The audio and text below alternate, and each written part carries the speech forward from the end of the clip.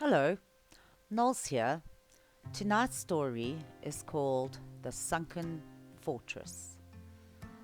Marcus Vance is not your typical academic. He is a rugged, fast talking survivalist who funds his archaeological expeditions by selling rare, historical documents to private collectors.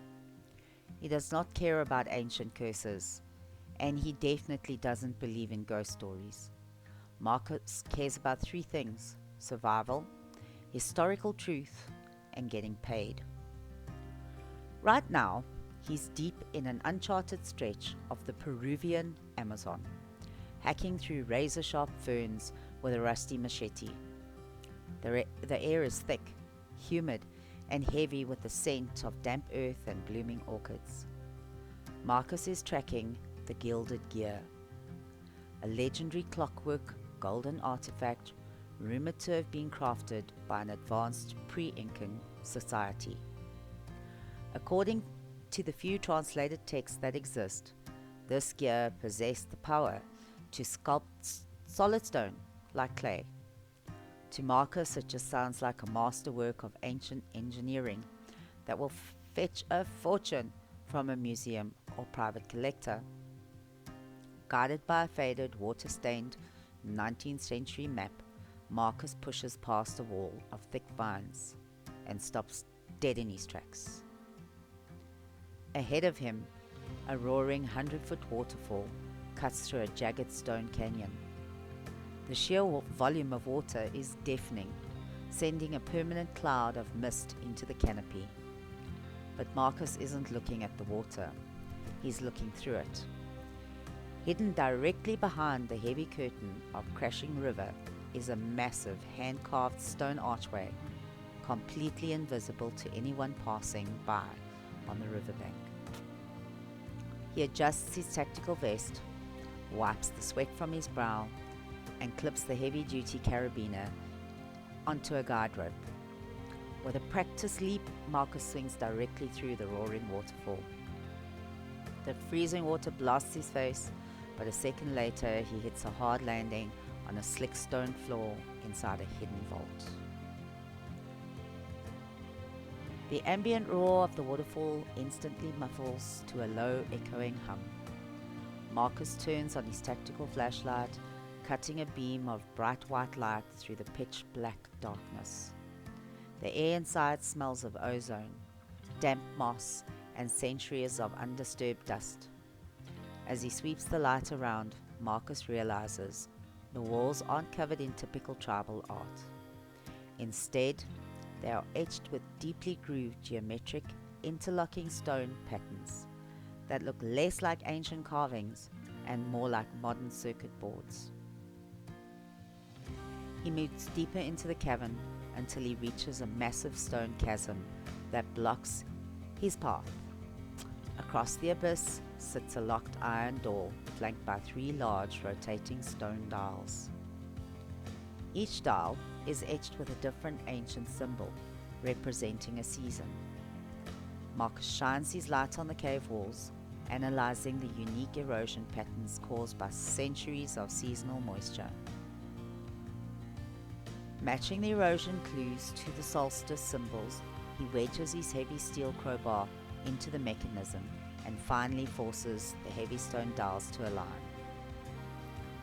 With a deafening metallic grind, a hidden stone drawbridge extends across the abyss. Marcus crosses the bridge and enters the inner sanctum. Resting at the center of the room on a pedestal of solid polished obsidian is the Gilded Gear. It is spectacular, a heavy, intricately interlocked wheel of solid gold, completely untouched by rust or time. Marcus steps up to the pedestal, hesitates for just a second, and lifts the artifact. Instantly, a heavy click echoes through the chamber, and the obsidian pedestal drops flat into the floor. The vault doesn't collapse. Instead, it wakes up. A low, brass-heavy rumble vibrates through the soles of Marcus's boots. The geometric stone carvings on the walls begin to glow with a faint, warm amber light. Deep within the stone structure, thousands of hidden ancient gears begin to turn with a terrifying mechanical rhythm. The entire temple isn't just a building, it's a massive, autonomous machine. Before Marcus can run, the stone blocks of the temple wall begin to detach and rearrange themselves. He watches in absolute disbelief as the heavy blocks fluidly shift shape, assembling into towering, faceless guardian statues, the living wardens. They aren't held together by mortar or rope, but by a strange magnetic golden energy humming directly from the gear in Marcus's hand. The stone wardens move with terrifying unnatural speed. Marcus sprints back towards the chasm as a massive stone fist smashes into the floor behind him, shattering the drawbridge into splinters. Stranded on the wrong side of the cliff, Marcus fires his tactical grappling hook at the ceiling, swinging wildly across the crumbling chasm. He hits the ground sliding, but the main exit is already sealing shut. The stone blocks of the doorway are literally growing together like closed teeth. Trapped in the central courtyard, Marcus is completely surrounded as the giant stone automatons close in. He notices a pattern. The closer the guardians get to the gilded gear, the faster and more aggressive they become. The gear is acting as a wireless power source for the entire fortress. He can't fight an army of moving stone with brute force, but he spots his only chance. High above the courtyard is the massive water wheel. It's a mechanism powered by the waterfall outside, which connects directly to the temple's main mechanical axle. If he can jam that axle, the kinetic energy of the waterfall will overload the magical golden circuit. Using his climbing ascenders, Marcus scrambles up the shifting stone pillar, narrowly dodging a crushing blow from a warden. He reaches the top platform where the giant axle spins. With the stone guardian snapping at his heels, Marcus jams his heavy steel crowbar directly into the interlocking teeth of the central machine and forces the gilded gear into the mechanism backward. The gears grind to a violent screaming halt. The amber light in the walls flares into a blinding flash, then snaps off completely. The towering stone wardens instantly lose their magnetic energy, shattering back into harmless, ordinary boulders that rain down into the darkness. The fortress goes dark and silent once more. The golden energy is entirely gone, leaving the gilded gear fused, crushed, and ruined inside the broken machinery. Marcus coughs through the thick dust cloud, pulling himself out from under a pile of debris.